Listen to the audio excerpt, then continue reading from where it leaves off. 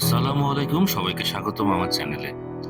আমার চ্যানেলের এই প্লে লিস্টে বই আর জীবন বদলের গল্প নিয়ে আমি কথা বলি। আজকে আমি নিয়ে এসেছি একটা অসাধারণ বই, যা শুধু পড়ার জন্য নয়, আপনাদের বাঁচার জন্য কাজে লাগবে। এখার্ট টলের দ্য পাওয়ার অফ নাও। এটা এমন এক বই যা মন আর আত্মার জন্য মেডিসিনের মতো। এই বই আমাদের শেখায় আমাদের জীবনের সবচেয়ে বড় শক্তি লুকিয়ে আছে বর্তমানের মাঝে, মানে এখনকার মাঝে। আমরা প্রায় সবসময়ই হয় অতীত নিয়ে আফসোস করি, না হয় ভবিষ্যতের চিন্তায় ভয়ে ভয়ে থাকি। কিন্তু সত্যি বলতে কি, এই দুই জায়গার কোনোটাতেই আমরা বাঁচি না। আমরা বাঁচি বর্তমানে। উদাহরণ দেই, আপনি রাস্তায় হাঁটছেন, চারপাশে সুন্দর গাছপালা, পাখির ডাক, কিন্তু আপনার মাথায় ঘুরছে কালকের মিটিংটা কেমন হবে। ফলে যা সুন্দর, যা আপনার চোখের সামনে, তা আপনি মিস করছেন।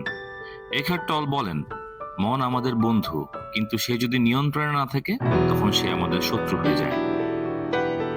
এই বইটি একটি শক্তিশালী বার্তা দেয়, চিন্তার সাথে মিশে যেও না, বরং চিন্তাগুলোকে দূর থেকে দেখো, যেন মেঘের মতো ভেসে যাচ্ছে, তুমি শুধু আকাশের মতো সেটা দেখছো।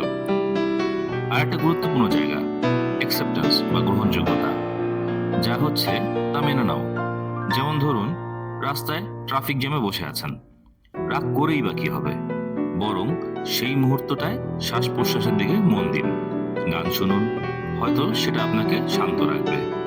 বইটা আমাদের আরো শেখায় প্রতিদিনের ছোট ছোট জিনিস উপভোগ করা, নিজের চিন্তায় না হারিয়ে সেই চিন্তাগুলোকে বুঝে ফেলা, আর বর্তমানে ফেরা যখনই মন ছুটে যেতে চায়। আপনি যদি এই বইটি পড়ে থাকেন, আপনার সবচেয়ে প্রিয় শিক্ষা বা লাইন কি, তা আমাদের জানাবেন। আমার পছন্দের লাইনটি হচ্ছে, you are not your mind. আপনারটা নিশ্চয়ই কমেন্টে জানাবেন। আর না পড়ে থাকলে দ্রুতই পড়ে ফেলুন এবং মেনে চলুন। এটা আপনার চিন্তা ভাবনা তথা জীবন একেবারেই বদলে দিবে। আর রিভিউটি আপনাদের কেমন লাগলো? লেখকের ভাবনার সাথে আপনার কি মত?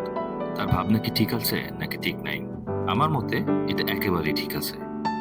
আর রিভিউটি ভালো লাগলে একটা লাইক দিবেন, চ্যানেলটা সাবস্ক্রাইব করে ফেলুন, কারণ সামনে আরো বই আর লেখকদের মতে জীবন কিভাবে পাল্টে ফেলতে পারেন তার গল্প নিয়ে আমি হাজির